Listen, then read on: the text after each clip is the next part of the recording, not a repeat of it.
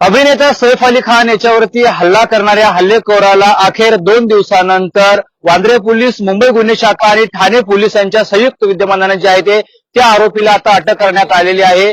मी आता सध्या या ठिकाणी आहे ज्या ठिकाणून आरोपीला अटक केलेली आहे. जर हा लेबर कॅम्प आहे ठाण्यातील घोडबंदर परिसरातील हिरानंदनी येथील हा लेबर कॅम्प आहे आणि याच परिसरातून त्या आरोपीला जे आहे ते अटक करण्यात आलेली आहे. काल जे आहे ते संध्याकाळी 7च्या सुमारास सर्व पोलीस या ठिकाणी आले होते. जवळपास 100 ते 200 पोलीस या ठिकाणी आले होते. त्यांच्याकडून चौकशी करण्यात आली होती. हा अशा प्रकारचा लेबर कॅम्प आहे आणि प्रत्येक एका रूम मध्ये जे आहे ते 3 ते 4 लेबर राहतात आणि त्याच प्रत्येक लेबर कॅम्पच्या रूमची पाहणी केली.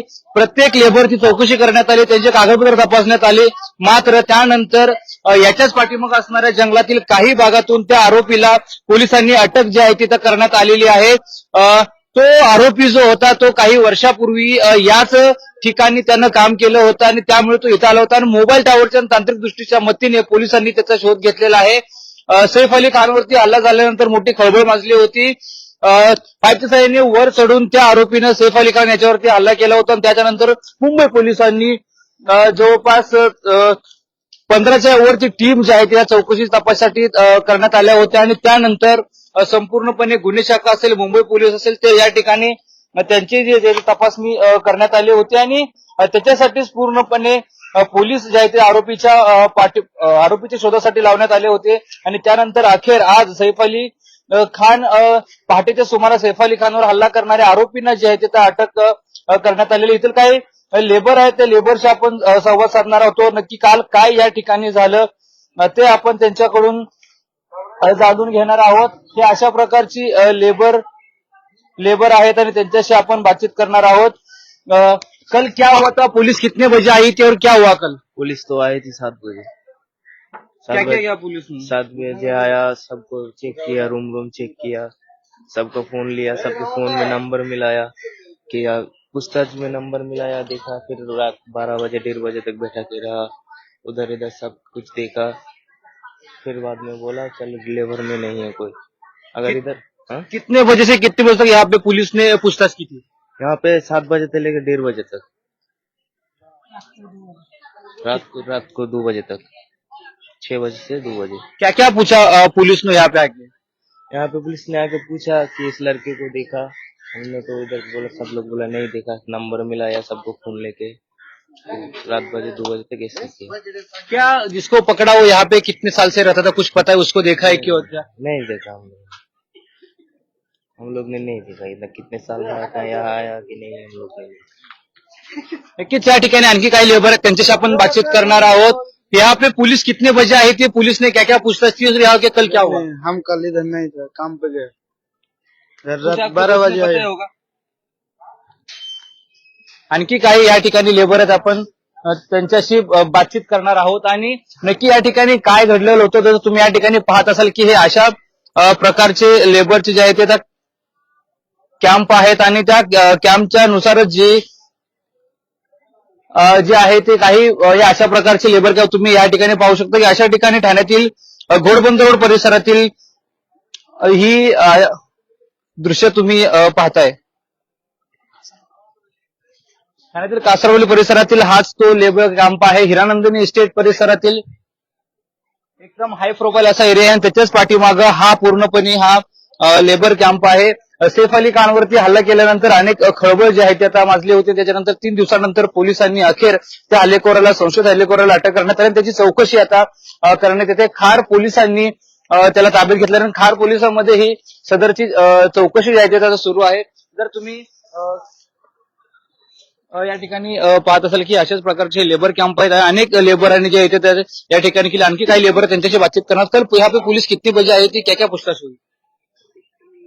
7 बजे आया था। क्या क्या पूछताछ की? मुझे पूछता है, मैं मालूम नहीं, हमको समझता ही नहीं, क्या क्या बोला पुलिस ने? हमको नहीं बोला, हम क्वार्टर पे है, हम समझता नहीं। कितने बजे से कितने बजे तक पुलिस थी यहाँ पे? 7 बजे तक आया। नक्कीच या ठिकाणी 7 वाजता पुलिस आले होते. कल यहाँ पे क्या बताएंगे, कल यहाँ पे पुलिस कितने बजे आई थी, क्या क्या पूछा पुलिस ने और क्या क्या चेक किया? यहाँ 6-7 बजे तक पुलिस आई और सबको कॉलोनी से बाहर लाइन लगा के सबको मोबाइल नंबर चेक किया, सबका हाथ भी चेक किया, हाथ चेक किया, हाथ भी चेक किया। कैसे चेक किया?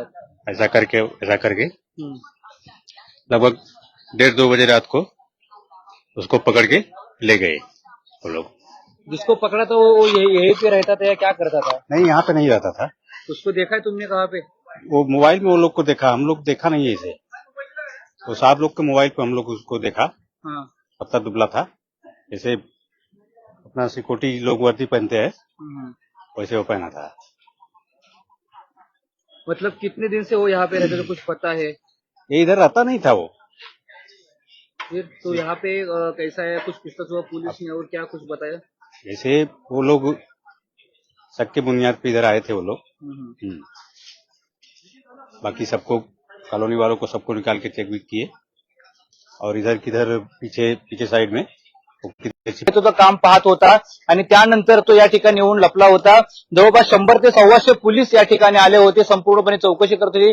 6 वाजल्यापासून प्रत्येक कामगाराची, प्रत्येक लेबरची पोलीस चौकशी करत होते, त्यांची कागदपत्र तपासत होती, त्यांच्याकडून सर्व माहिती जी आहे ते सर्व पोलीस घेत होते. आणि त्यानंतर शेवटी अखेर याच लेबर कॅम्पच्या पाठीमागच्या बाजूस असणाऱ्या स्मशानभूमी परिसर आहे, जंगल परिसर आहे, तेथील एका लेबर कॅम्पमधून जे आहे ते त्या पोलिसांनी असणार आहे. मात्र या हल्ल्यामुळे जे आहे ते अनेक वातावरण रंगलं होतं, त्याच्यामध्ये राजकारण देखील झाल्याचं पाहायला मिळालं. अनेक राजकीय आरोप प्रत्यारोप झाले. त्यामुळे एखाद्या मोठ्या एवढ्या बॉलिवूड अभिनेत्याच्या घरी एखादा घुसखोरी कसा करू शकतो, कसा हल्ला करू शकतो, हा देखील एक मोठा प्रश्न असल्याचं अनेकांच्या वतीने सांगण्यात आलं. मात्र हे अशा प्रकारचं ठाण्यातील हिरानंदिनी परिसरातील असणारं लेबर कॅम्प आहे आणि याच लेबर कॅम्पमध्ये तो येऊन लपलेला गेल्या 2 ते 3 दिवसापासून पोलीस त्याच्या मागावरती होते. अनेक असंख्य सीसीटीव्ही कॅमेरे देखील तपासले होते. अनेक ठिकाणी पोलिसांच्या जवळपास 15 टीमनं त्याची जी आहे ते चौकशी करण्यात आली होती, त्याचा तपास सुरू होता आणि अखेर त्याला ठाण्यातील याच लेबर कॅम्पमधून पोलिसांनी आता ताब्यात घेतलेला. त्यामुळे चौकशीतून कोणत्या गोष्टी समोर येतील, त्यांनी हा हल्ला का केला, कोणाच्या सांगण्यावरून केला,